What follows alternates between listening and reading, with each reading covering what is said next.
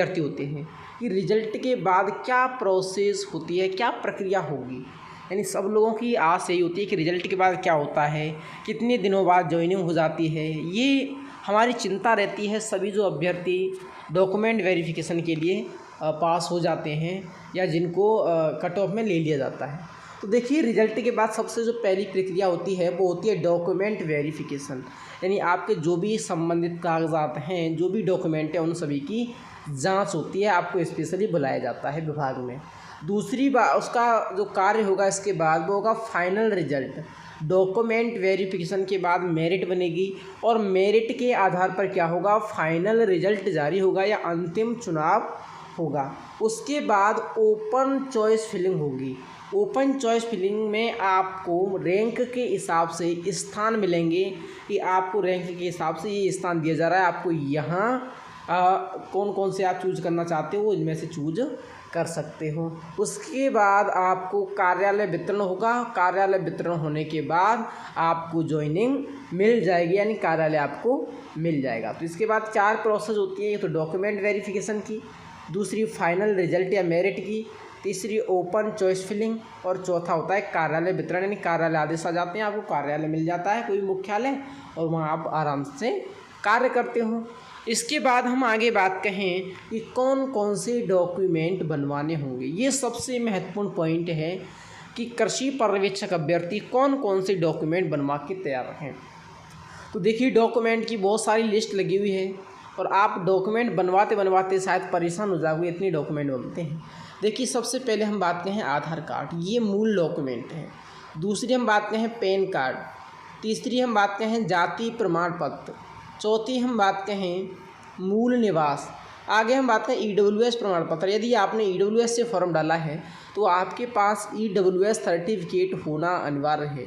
आगे हम बात करें आय प्रमाण पत्र, आपको 4 पेज वाला आय प्रमाण पत्र बनवा के रखना है। कोई सी भी कैटेगरी का स्टूडेंट हो, 4 पेज वाला आय प्रमाण पत्र चाहिए।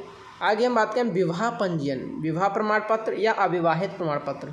अगर आपका विवाह या शादी हो चुकी है तो आपको बच्चे, पत्नी और अपनी जो सारी जानकारी है वो एक विवाह पंजीयन आता है, विवाह का सर्टिफिकेट आता है, उसमें सारी जानकारी देनी होगी। अगर आप अविवाहित हो तो आपको सरपंच की मोहर लगवाकर केवल अविवाहित प्रमाण पत्र ही प्रस्तुत करना है। आगे हम बात करें चरित्र प्रमाण पत्र। ये चरित्र प्रमाण पत्र आपको स्कूल से मिलता है या आप कहीं से भी बनवा सकते हो।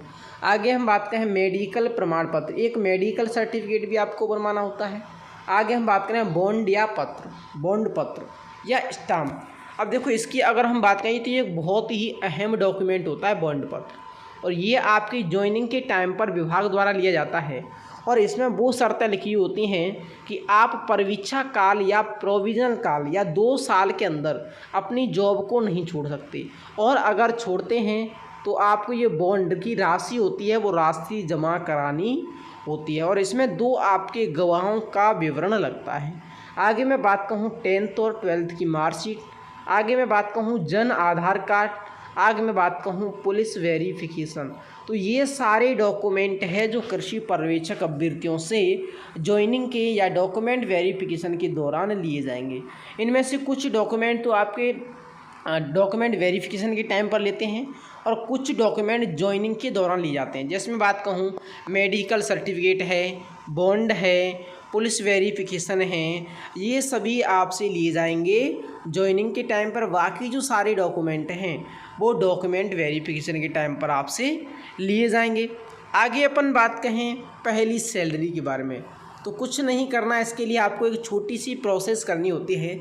एक तो आपको सैलरी अकाउंट खुलवाना होता है, वो भी SBI बैंक में। यानी पहली जो आपकी सैलरी आती है वो SBI बैंक में ही आएगी, उसके बाद आप चेंज करा सकते हो, और उसके लिए ये अनिवार्य है कि आप एक सैलरी अकाउंट खुलवाएं SBI बैंक में। अगर सैलरी अकाउंट नहीं खुलवा पा रहे हैं तो सामान्य अकाउंट है SBI में, उसमें भी आपकी सैलरी आ जाएगी। दूसरा जो सबसे अहम है वो है NPS या प्रान नंबर। यहाँ आपको प्रान नंबर जब तक नहीं मिलेगा तब तक आपकी सैलरी नहीं बनेगी। तो आपको ज्वाइनिंग के तुरंत पश्चात एक NPS का फॉर्म भरना होता है और उसके बाद आपको प्रान नंबर मिलता है, और उस प्रान नंबर से फिर आपकी सैलरी बनती है। लास्ट में आपको प्रान नंबर बन जाएगा तो क्या आ जाएगी, आपकी सैलरी आ जाएगी। तो सैलरी में भी 2 प्रोसेस होते हैं, एक अकाउंट वाला और एक एनपीएस और प्राण वाला। बाकी इसके अलावा कोई भी दिक्कत नहीं है। और इसके लिए सभी में जो डॉक्यूमेंट वेरिफिकेशन है, डॉक्यूमेंट्स हैं और सैलरी का जो मैटर है, इसके लिए आपको एक ही चीज़ अनिवार्य है कि आपके सारे डॉक्यूमेंट में आपकी डेट ऑफ बर्थ, आपका नाम, पिताजी का नाम, एड्रेस, ये बिल्कुल सेम होने चाहिए। इनमें किसी भी प्रकार का डिफरेंट नहीं होना चाहिए। तो ये थी आज की वीडियो। अगर वीडियो आपको पसंद आई हो तो वीडियो को लाइक करें, शेयर करें और चैनल को सब्सक्राइब करें। अगर आपकी कोई भी क्वेरी या क्वेश्चन हो तो हमें कमेंट करके ज़रूर बताएं।